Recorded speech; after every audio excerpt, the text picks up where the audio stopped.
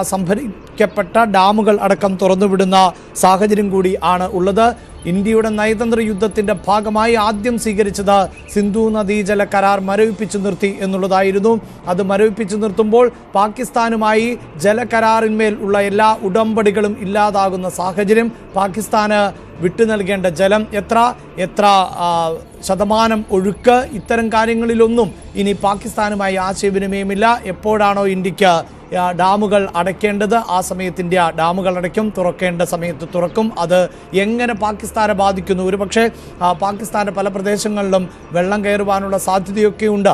അതാണ് രാജ്യങ്ങൾ തമ്മിലുള്ള ഉടമ്പടികളുടെ പ്രാധാന്യം എന്നത്. പക്ഷേ ഇനി അത്തരത്തിൽ ഒരു ബാധ്യതയും ഇന്ത്യയെ സംബന്ധിച്ചിടത്തോളം ഇല്ല. കാരണം എല്ലാ അന്താരാഷ്ട്ര അതിർത്തി നിയമങ്ങളും എല്ലാം ലംഘിച്ചുകൊണ്ടുള്ള ആക്രമണങ്ങൾ ആണ് പാകിസ്ഥാന്റെ ഭാഗത്ത് നിന്ന് തുടർന്നുകൊണ്ടേയിരിക്കുന്നത്. ചുട്ട മറുപടിയായിരുന്നു ഇന്നലെ ഇന്ത്യ പാകിസ്ഥാന് നൽകിയത്. തന്ത്രപ്രധാന മേഖലകളിൽ കയറിയടിച്ചിട്ടും പാകിസ്ഥാൻ പാഠം പഠിക്കുന്നില്ല. ഇന്ന് പാകിസ്ഥാന്റെ ഭാഗത്ത് നിന്ന് ഷെൽ ആക്രമണം തുടരുകയാണ്. അത് നമ്മൾ ആവർത്തിച്ച് പറയുന്നത് പോലെ സാധാരണക്കാർക്ക് നേരെ അടക്കമുള്ള ആക്രമണത്തിനാണ് പാകിസ്ഥാൻ ശ്രമിക്കുന്നത്. അതിർത്തി മേഖലകളിൽ ആണ് ഈ ഷെല്ലാക്രമണം തുടരുന്നത്. ആക്രമണത്തിൽ ഒരു സ്ത്രീ കൊല്ലപ്പെട്ടതായുള്ള സ്ഥിരീകരിക്കാത്ത റിപ്പോർട്ടുകൾ അടക്കം ഇപ്പോൾ പുറത്തുവരികയും ചെയ്യുന്നുണ്ട്.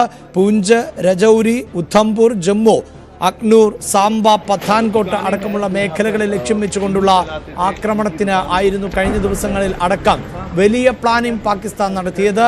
ഇന്ത്യയുടെ രഹസ്യാന്വേഷണ വിഭാഗം അത് തിരിച്ചറിയുകയും അതിനെ കൃത്യമായി ചെറുക്കുകയും ചെയ്തു.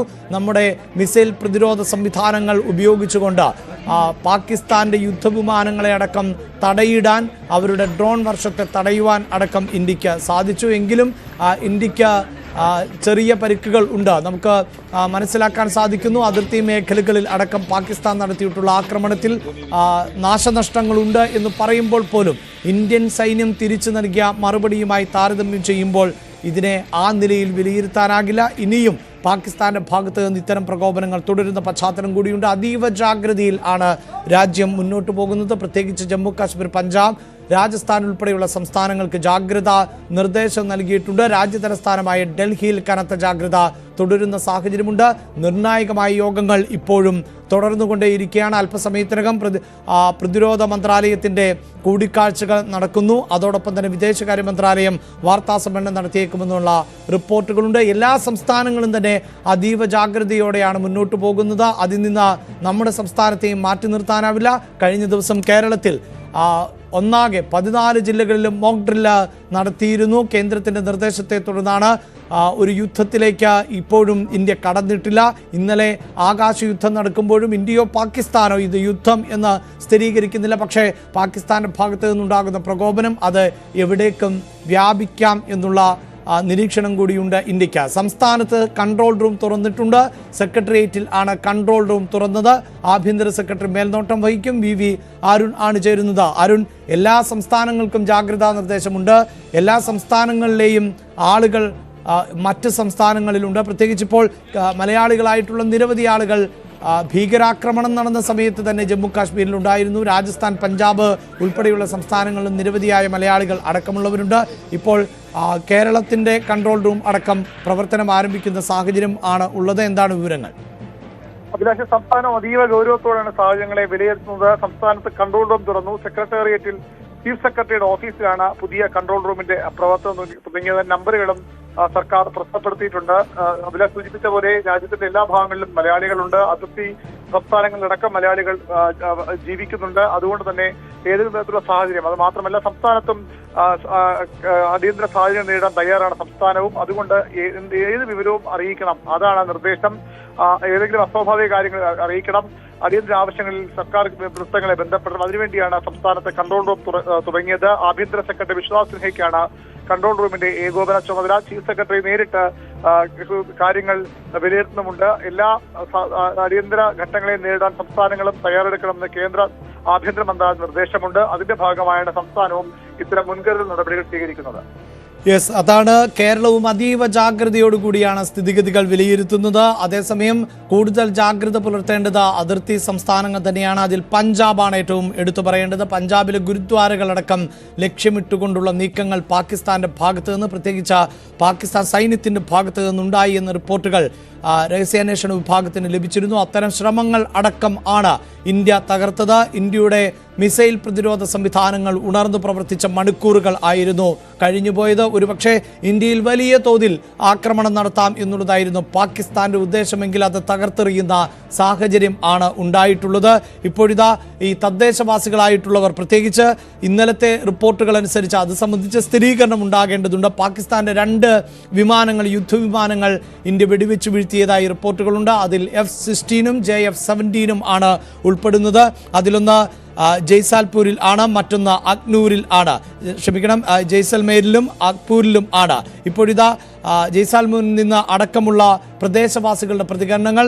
സാംബ ഉൾപ്പെടെയുള്ള പ്രദേശങ്ങളിൽ വലിയ ആക്രമണത്തിന് പാകിസ്ഥാനും ശ്രമം നടത്തിയിരുന്നു. ഇപ്പോൾ ഈ 2 മേഖലകളിൽ പെട്ട പ്രദേശവാസികൾ പ്രതികരിക്കുകയുണ്ടായി. അവരുടെ പ്രതികരണങ്ങളിലേക്ക്. बंद हो गए, ब्लैकआउट हो गया सारा, तो उसके बाद ड्रोन वगैरह चढ़ना स्टार्ट हो गए, हमला वगैरह स्टार्ट हो गया. जैसे रास्ते में आए तो घर पे यहाँ भी सुना कि यहाँ भी हमले स्टार्ट हो गए और पूरी रात फायरिंग वगैरह चलती रही.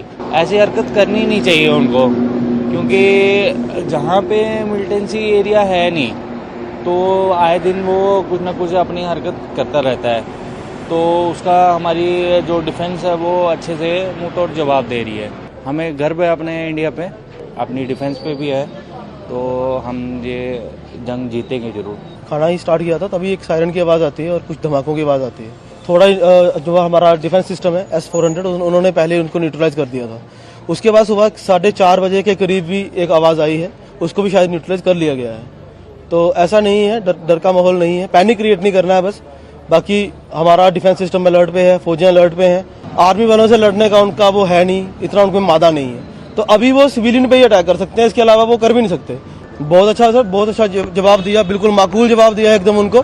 आने वाले टाइम में अगर जरूरत पड़ी तो हम लोग अपने फोर्सेस के साथ ही.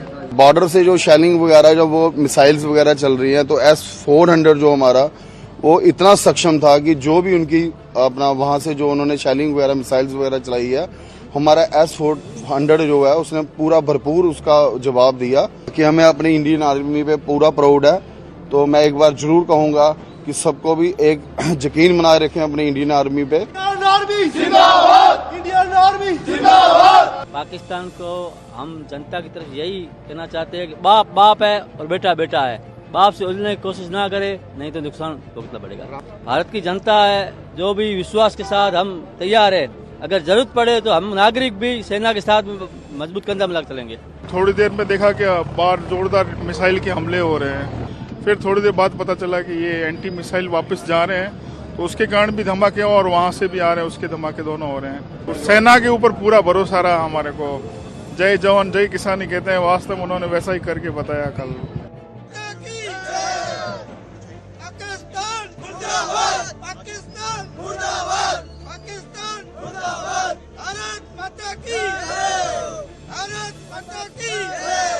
कल जो हुआ उससे कोई डरने की जरूरत नहीं है. यहाँ पर बहुत हमले हुए, पर सब हमले को यहाँ से एयरफोर्स ने इतने ऐसे नाकाम किया है, जैसे मतलब उन लोगों ने ट्राई की और ट्राई ऐसी हो गई कि वो फेल हो गई.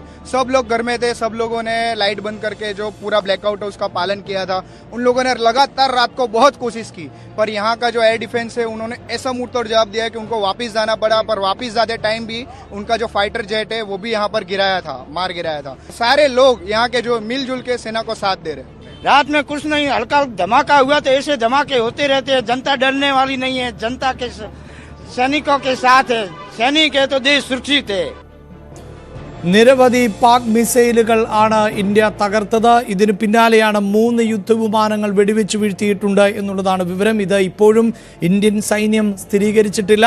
2 JF-17 യുദ്ധവിമാനങ്ങളും ഒരു F-16 വിമാനവും ഇന്ത്യ വെടിവെച്ച് ഇട്ടു എന്നതും, അതോടൊപ്പം തന്നെ 2 പൈലറ്റുമാർ, പാകിസ്ഥാനിലെ 2 പൈലറ്റുമാർ ഇന്ത്യയുടെ പിടിയിലാണ് എന്നുള്ളതുമാണ് വിവരം. ഇന്നലെ അത്തരം ദൃശ്യങ്ങളടക്കം ദേശീയ മാധ്യമങ്ങൾ പുറത്തുവിട്ടതാണ്. BSF ജവാന്മാർ